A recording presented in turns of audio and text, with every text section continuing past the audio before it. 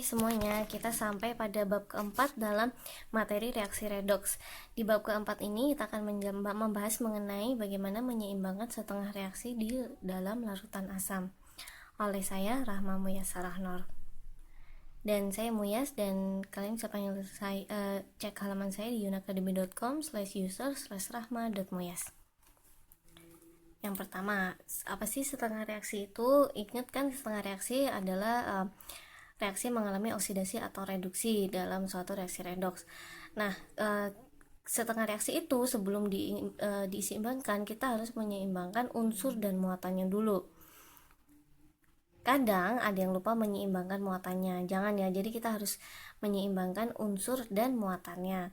Contoh setengah reaksi yang pertama adalah ion permanganat MnO4- yang menjadi Mn2+ yang diseimbangkan di dalam larutan asam. Setengah reaksi yang kedua yaitu ada ion dikromat menjadi Cr3+ di dalam larutan asam.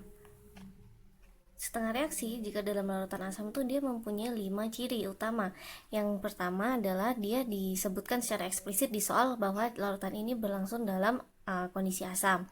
Yang kedua, biasanya ada asam yang menjadi salah satu reaktan. Biasanya adalah asam kuat. Yang ketiga adalah H+, ada tulisan ion hidrogen yang dituliskan di atas tanah reaksi. Dan yang keempat, biasanya ada keterangan asam atau larutan asam setelah setengah reaksi. Nah, ini dalam petik dan tanda kurung seperti contoh setengah reaksi di slide sebelumnya. Yang kelima itu adalah karakteristik produk suatu reaktan.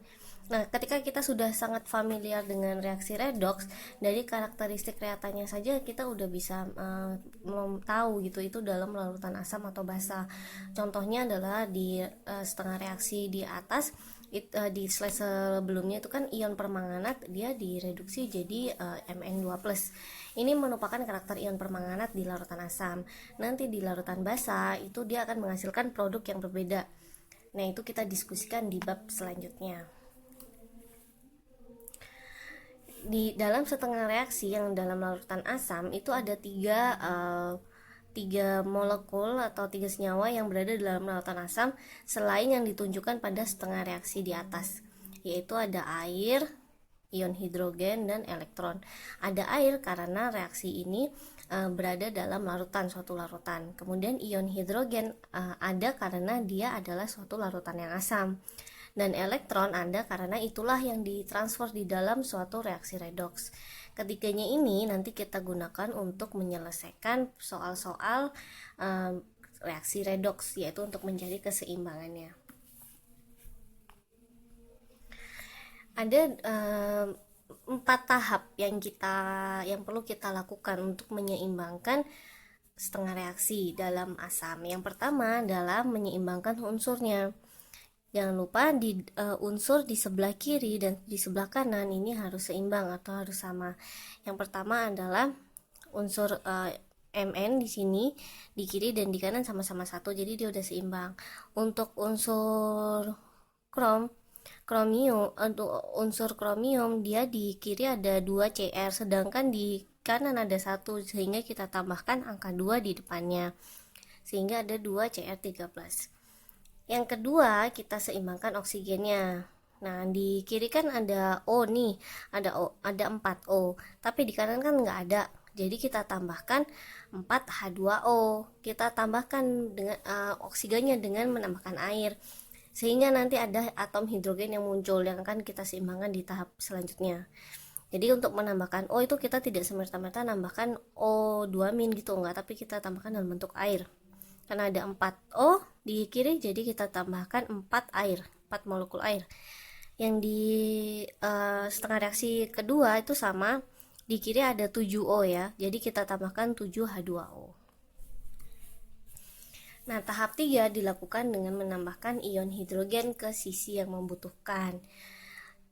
Tadi kan setelah kita tambahkan oksigen ada muncul 4 kali H2O di sebelah kanan. Jadi ada 8 ion hidrogen di sebelah kanan kan.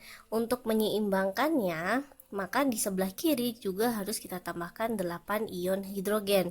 Sama halnya dengan setengah reaksi yang kedua, karena kita telah menambahkan 7 air, jadi total ada 14 unsur hidrogen ya kan.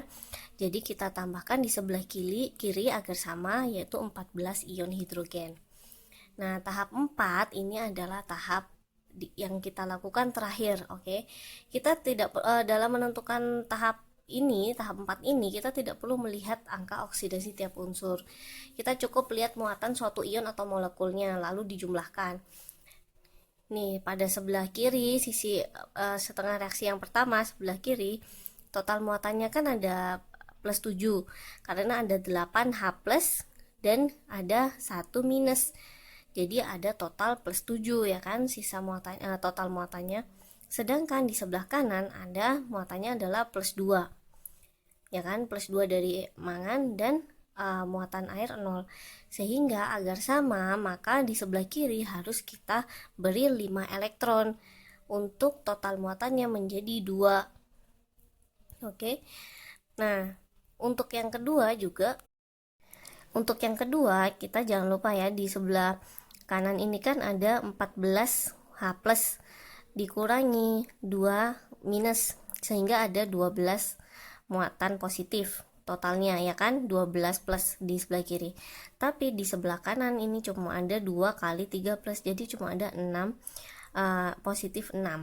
Untuk menyamakan keduanya, sehingga yang sebelah kiri harus kita beri 6 elektron, sehingga dia muatannya total menjadi 6 plus juga. Kalian jangan lupa untuk selalu mengkalikan muatan positif H+ ini dengan koefisien ion hidrogen ini 8 H+. Jadi ada 8 positif, bukan positif satu aja gitu ya. Karena kadang kita kurang teliti sehingga salah nantinya. Jadi kita harus, kalau bisa selalu kita cross check lagi. Langsung aja kita ambil contohnya. Yang pertama ada contoh kedua dari untuk menyeimbangkan setengah reaksi dalam asam. Di sini kita punya SO2 yang menjadi SO4 2-. Kita seimbangkan unsur S-nya dulu. S-nya udah seimbang kan, sama-sama 1 kanan kiri. Terus kita seimbangkan oksigennya. Nah, di kanan kan ada 4 oksigen, tapi di kiri cuma ada 2 awalnya. Jadi kita tambahkan 2 molekul air di sebelah kiri untuk atom oksigennya itu sama-sama 4 di sebelah kiri dan sebelah kanan. Tahap ketiga kita seimbangkan hidrogennya. Nah, karena tadi kita tambahkan air di sebelah kiri, dia jadi memiliki 4 hidrogen.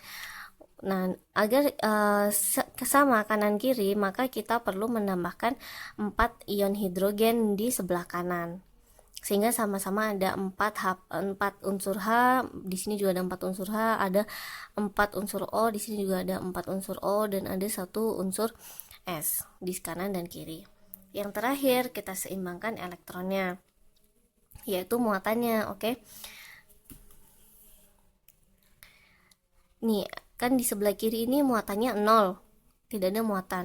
Tapi di sebelah kanan kan ada minus 2 ditambah 4 H+, jadi ada plus 2. Untuk plus 2 ini menjadi 0 total muatannya, maka perlu kita tambahkan 2 elektron ke dalam sisi yang sebelah kanan, sehingga total keduanya ini sama muatannya, yaitu 0 dan 0. Begitulah bagaimana cara kita menyeimbangkan suatu setengah reaksi di dalam larutan asam. Semoga kalian mengerti ya ini ya.